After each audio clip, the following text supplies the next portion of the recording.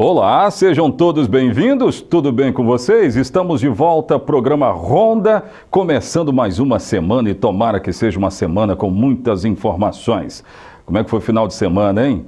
Final de semana, muita coisa aconteceu aqui na cidade de Linhares e nós vamos relatar já já. Antes, deixa eu falar com a minha produção.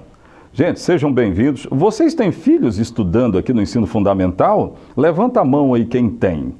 Tem uma galera, né? Então coloque imagem das escolas, da rede municipal de ensino, principalmente fundamental, que eu tenho um recado para pais que estão preocupados com o período de matrículas, rematrículas, mas tem a pré-matrícula e é exatamente o que eu vou mostrar agora. Eu recebi um recado que chega da Prefeitura Municipal via Secretaria de Educação. E o recado para os pais é que está chegando o período de pré-matrículas. Atenção, senhores pais, não deixe os seus filhos fora da escola. Sabia que essa história de não deixar o filho fora da escola é muito mais extenso que se possa imaginar. E isso também luta contra o crime? A criança, quando está na escola, o adolescente, quando está na escola, ele não fica nessa ociosidade, não vai para o crime, essa coisa toda, e aprende coisas boas. Atenção para esta informação. A informação é da Secretaria Municipal de Educação, que vai dar início no próximo dia 14 de novembro, esse período de pré-matrícula online. Não é período de matrícula para você ir na escola, não. É a pré-matrícula online. O prazo vai até o dia 20 e as pessoas não precisam sair de casa. Essa é que é a grande notícia. Seja bem-vindo à internet, né? Dentro da sua casa mesmo, você vai fazer um cadastro do estudante a partir de qualquer computador. Só precisa ter acesso à internet. Anote aí o endereço. Ou então você que é o estudante, anote e passa para o seu pai. Pai, tá aqui, ó. Eu preciso fazer a pré-matrícula. Então vamos lá. É linhares.cisp.br barra pré-matrícula barra inscrição. Vamos repetir? linhares.cisp.com.br barra pré-matrícula barra inscrição. Aí você deve estar se perguntando, ok, mas eu não tenho internet, e agora? Vou ter que ir na escola. Sim, você pode até ir na escola que está relacionada, né? A escola do seu filho, você pode ir lá. Mas o grande detalhe é o seguinte, a própria escola vai liberar a internet, o acesso à internet para você fazer a pré-matrícula. Então, há uma série de escolas que já foram relacionadas para esta finalidade. Então, procure uma das escolas do ensino fundamental. O processo é para estudantes do primeiro ano do ensino fundamental e sexto do ensino fundamental 2, que atuam na rede municipal. Então, façam isso. Não deixe o seu filho fora da escola. A gente fala de crime. Toda hora a gente está falando aqui de crime. Daqui a pouco eu vou relatar, por exemplo. Agora, as crianças que não estão ociosas, essas têm uma chance maior na vida. Então, não deixe a sua criança fora da escola.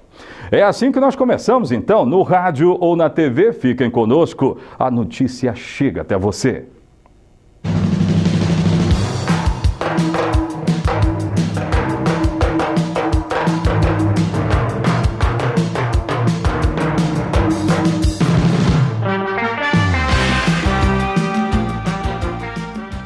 Recado importante, nos acompanhe nas redes sociais. Durante o final de semana, a nossa equipe interagiu com muita gente pedindo, quero o acesso de vocês aí no Facebook, também no nosso canal no YouTube. Coloca aí, o número do telefone é esse aqui do WhatsApp. Agora temos o nosso endereço também. Para quem quer se inscrever no canal do YouTube, vai lá, avisa para o seu parente. As notícias que você acompanha aqui estão todas disponibilizadas no nosso canal no YouTube e também no Facebook, youtube.com/Oséias Farias. Tem muita gente que vê o programa Ronda depois daqui. Tem muita gente que acompanha as notícias que foram dadas no nosso canal no YouTube. Acompanhe lá você também. Eu quero falar de assalto. Gente, é impressionante, muitas pessoas com problemas aqui na cidade porque foram assaltadas. Agora imagine um ônibus inteiro, parou num ponto de ônibus para pegar passageiros. De repente, chegam 4 pessoas em um carro e anunciam um assalto. Isso aconteceu, né? Eu tenho imagem do ônibus, se tiver, coloca no ar. É esse ônibus aí, ó. O ônibus de turismo que saiu de São Mateus com destino a São Paulo foi assaltado aqui na cidade de Linhares. quando passava pela BR-101, parou para pegar outras pessoas que também seguiriam para esse mesmo destino. Olha a história. Um carro de cor vermelha, uma Paraty de cor vermelha de placas MPQ 7375, com 4 ocupantes, parou, e aí os ocupantes anunciaram um assalto. Foram saqueando todos que estavam dentro desse ônibus. Levaram roupas, vários objetos. O montante levado dos passageiros, produção, chegou a R$6.000. Aí, é claro, eles fizeram isso, depois entraram no ônibus e sumiram. Foram em direção ao bairro Linhares 5. Aí entrou a polícia militar em cena. Sabe o que aconteceu? Esse ônibus foi levado para a delegacia, como vocês estão vendo. Só que a polícia seguiu a trilha que foi relatada pelas próprias vítimas. Fugiram por aqui e foram para o Linhares 5. Chegaram no endereço onde tinha uma Paraty coberta por um plástico preto e o motor ainda estava quente. Então, muito suspeito. Ficou suspeito demais. Aí a polícia entrou na casa onde estava a Paraty, perguntou, e aí, como é que é essa história? Resultado, todos os materiais saqueados dos passageiros estavam exatamente dentro dessa casa, onde tinha uma senhora. Eu acredito até que essa senhora não tinha nada a ver com peixe, mas ela acabou sendo levada para a delegacia. Todos os pertences. O delegado que atendeu a sua ocorrência é de plantão, né? Era o delegado plantonista. Ele disse que todas as bolsas, objetos de valor que foram levados, foram recuperados, assim como boa parte do dinheiro também. Agora seguem as investigações, porque até agora ninguém sabe onde estão os ocupantes dessa Paraty que assaltaram este ônibus da BR-101. Foi mais um assalto aqui na nossa região. Agora, muito estranho, produção. Muito estranho, como é que esses caras sabiam? Será que eles estavam vigiando o ônibus? Será que eles sabiam que esse ônibus era um ônibus de turismo? Eu não vi aqui ainda falar de um ônibus que é coletivo, né? Que ele segue linhas normais, que foi assaltado. Nós temos várias empresas aqui nesse ramo e que passam por aqui. Será que eles estavam já seguindo a trilha deste ônibus, já que ele saiu de São Mateus? Ele saiu de São Mateus com destino aqui para a nossa região e, de repente, foi assaltado. Agora seguem as investigações, a Delegacia de Crimes contra o Patrimônio já tem o caso, todos ficaram assustadíssimos, porque eu vou te contar um negócio, hein? É absurdo demais o número de assaltos que nós temos aqui na região. Agora, alguém vai falar alguma coisa de Soretama? Produção, nós temos imagem aí de Soretama de ontem. Ontem, mais um tiroteio no centro de Soretama com vítima, uma vítima de tentativa de homicídio. Eu tenho aí essas imagens, eu tenho essas informações, se tiver, coloca no ar. Gente, as autoridades precisam falar sobre Soretama. Nós temos sempre a Polícia Militar falando aqui conosco, mas a Polícia Militar, gente, ela não é polícia investigativa. Ela não é. Esse rapaz que foi alvejado a tiros no centro de Soretama, olha só o momento em que ele é levado para o pronto atendimento da cidade de Soretama. Os moradores ficaram, é claro que muito assustados, e estão. Soretama, em 50 dias, registrou 7 assassinatos. Sabe quantos moradores tem lá? 30 mil. Se nós formos levar em conta, é a cidade mais violenta que nós temos aqui na região. A cidade mais violenta na região. Segundo informações, estão chegando vários comentários aqui a respeito de Soretama. Fernanda, tudo bem? Seja bem-vindo ao nosso Facebook. Ela está dizendo, Soretama está uma cidade sem lei. Não é necessariamente sem lei. Eu só acho que as autoridades deveriam falar, essa é a delegacia.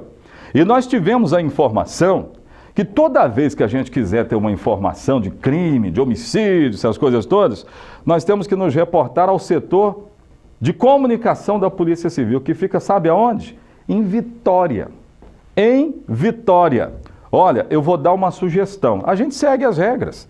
Nós já demandamos lá, né, a comunicação lá de Vitória, e o que chegou para a gente foi que, olha, nós só podemos falar que os casos de Soretama estão sob sigilo absoluto. né? E aí quando o bandido não ouve dizer, ó, a polícia foi lá e prendeu, ela investigou e achou, ela foi lá e prendeu. Se isso não acontece, o cara que vive à margem da lei, imagina o quê? Nem polícia tem aqui.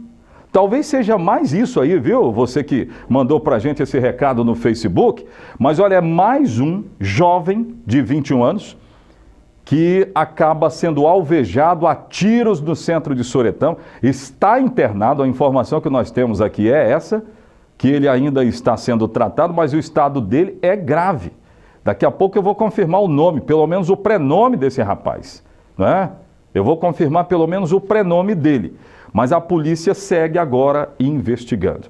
Tomara que ela dê respostas e interaja com essa comunidade de Soretama, que não pode passar por isso. 7 homicídios em menos de 60 dias é muito para uma cidade com 30 mil pessoas. Aí na conta geral, é claro, a gente pode ter até uma redução em relação ao ano passado. Mas alguém precisa explicar o que é que está acontecendo nesses últimos 60 dias, então. Alguém precisa explicar isso para a sociedade soretamense. Daqui a pouco de volta tem outras informações. Eu vou falar sobre o neto que confessou ter matado o avô no bairro Aviso. Que violência é essa, hein, gente?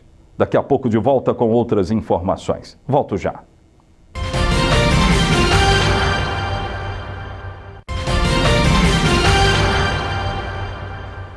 De volta com o programa Ronda. A produção coloca de novo imagem lá de Soretama da tentativa de homicídio a tiros no centro da cidade de Soretama, que nós já temos aqui uma espécie de prenome, é uma identificação, que não é necessariamente nome, eu quero entender que seja Fernando, né? As informações que nós conseguimos ter aqui, e não foi via polícia, é que trata-se de um rapaz de prenome Fernandinho, que ontem estava andando no final da Avenida Vista Alegre, em Soretama, logo depois da praça principal de Soretama. Estão me lembrando aqui que só tem uma, mas enfim, é Fernandinho, né? É Fernandinho o prenome dele. A polícia, segundo informações também extraoficiais, está investigando esse caso, enquanto Fernandinho segue internado, né? Segue sendo internado. A gente fica torcendo para que haja nessa delegacia uma estruturação maior para que a polícia tenha condições de interagir com os moradores, faça o que ela sempre fez, que na verdade ela sempre fez isso, ela sempre interagiu, ela sempre diz para o morador, calma, aconteceu, mas nós estamos no encalço, só que nós não estamos vendo isso mais. Aí a bandidagem fica muito livre e pensando assim, poxa, se não tem polícia, vamos nós, vamos para dentro, né? Mostra o bairro Planalto, que também teve vítima de tentativa de homicídio. Messias Gama Salvador, de 26 anos. É esse o nome da vítima, produção? É esse, né?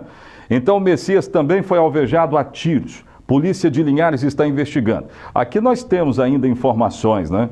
Não há informações sobre a autoria, ainda não há informações sobre a autoria. Mas a polícia está investigando esse bairro Planalto, que é bem grande, né? Tem um espaço dele aí com ruas bem espaçadas, mas a polícia tem feito muitas rondas nessa região. E aí você não fique assustado não, porque o programa Ronda, ele dá um balanço daquilo que aconteceu no final de semana. E a área policial, vou dizer um negócio para vocês, eu estou relatando tentativa de homicídio no bairro Planalto. Mas eu também quero trazer aqui, na última sexta-feira, nós fomos surpreendidos com uma outra informação de violência. O último homicídio registrado na cidade aconteceu no bairro Aviso. Um homem de 61 anos, chamado Antônio Viana, acabou sendo morto, foi esfaqueado. Eu tenho aí imagens do local, imagem por cima do local. Claro que a gente não vai mostrar o corpo nessa situação, mas está aí, Antônio Viana, de 61 anos. Ficamos todos aqui nos perguntando, 61 anos, a vítima, 61 anos. Quem teria cometido esta atrocidade contra o seu Antônio Viana? Não demorou muito para aparecer. Quem cometeu foi este aí, ó. De acordo com a Polícia Civil, informações aqui da cidade de Linhares, Igor Gomes dos Santos, de 21 anos, é neto dele. Confessou ter matado a facadas. Foi preso como suspeito. Chegou na Polícia Civil, ele falou, entregou tudo. E aí acabou esfaqueando o próprio avô. Para aqueles que vivem inclusive da fé religiosa, me diria o seguinte: prenúncio do fim dos tempos, onde filhos matariam pais, pais matariam filhos, os parentes se atracariam. E para esses que vivem nessa ideia, então tá aí, ó, mais um caso registrado aqui na cidade de Linhares e que acontece no seio da família. A violência é muito grande no seio das famílias. As pessoas precisam saber disso. Elas precisam tratar exatamente disso. O seio da família, como é que está? Antes que aconteça isso que nós acabamos de mostrar. Vamos até Colatina. Lá teve uma tentativa de homicídio, aliás, um homicídio. A polícia investigou e tem suspeito preso. Tenho essas informações para os moradores de Colatina que nos acompanham. Põe no ar. Policiais civis do Departamento de Homicídios e Proteção à Pessoa de Colatina prenderam ontem à tarde Vinícius Colombeck de Oliveira, de 18 anos de idade, também conhecido como Mosca. Segundo as investigações, Vinícius assassinou Roberlan Chaves Coimbra. O corpo de Roberlan havia sido encontrado no antigo morro da Teleste, hoje loteamento marista. O crime aconteceu no último dia 26 de setembro em Colatina. Consta que o autor efetivou vários golpes de faca na vítima. Vinícius foi identificado e confessou o crime. Pois é. Aí a polícia, quando dá a resposta, a população fica mais tranquila. Eu não acredito que alguém vá acabar com os casos violentos. Se alguém prometer isso, pode chamar de mentiroso. É mentira, isso nunca vai acabar. Agora, quando a polícia prende, é a grande resposta que nós aqui precisamos e os moradores também. Olha, chegando informações via Facebook aí, produção, muita gente nos acompanhando no Facebook. E o morador está dizendo o seguinte: Osés, muitos assaltos em Pontal do Ipiranga. Atenção polícia, muitos assaltos no Pontal. Esse balneário que daqui para frente vai sempre receber um grande público.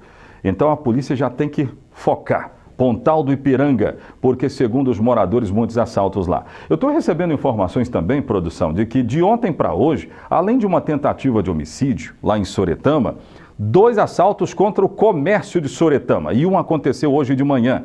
Inclusive os assaltantes chegaram no estabelecimento que lida com rações para animais, principalmente no centro de Soretama, anunciaram assalto. Funcionários tiveram que ficar no chão enquanto o assalto era concretizado. Isso é Soretama. Polícia, e aí? O que é que estaria acontecendo nessa cidade? O que é que vai ser feito lá para inibir pelo menos a ação? Como é que nós vamos atender os moradores lá? Com a palavra polícia militar e também a polícia civil. Daqui a pouco de volta eu vou girar pelo estado e você vai saber de outras informações. Eu volto já.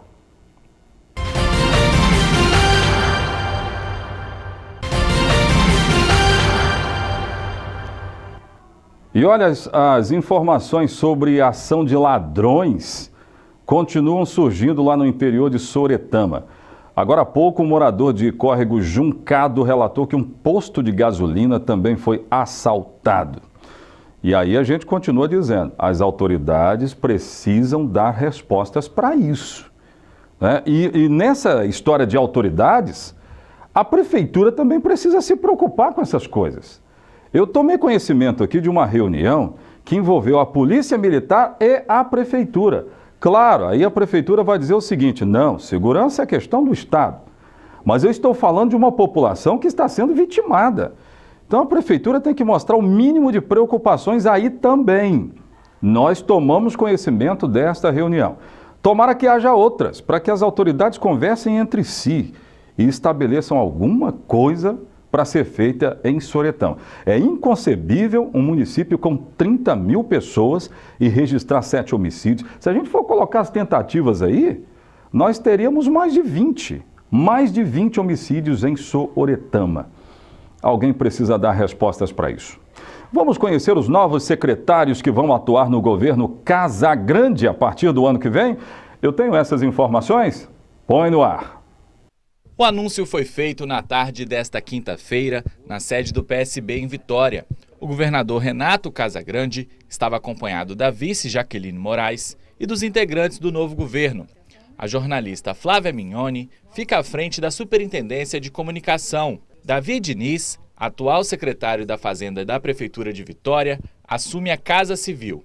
Davi Diniz, que atualmente é secretário de Fazenda da cidade de Vitória, da Prefeitura de Vitória, vai assumir a partir de 1º de janeiro a Secretaria da Casa Civil, que é uma secretaria fundamental para a comunicação com a sociedade. Assim, é uma secretaria que se comunica para fora, para a sociedade, através dos movimentos da sociedade, tem uma relação fundamental e importante com a Assembleia Legislativa, com a estabilidade, com a governabilidade do governo. A Secretaria de Comunicação também, porque também é a comunicação dos atos do governo. E terá uma tarefa de modernizar essa comunicação, de integrar o que nós já temos hoje de tradicional, através das TVs, dos impressos, mas também da rede social, de fazer uma plataforma que possa comunicar os atos do governo numa mídia muito integrada.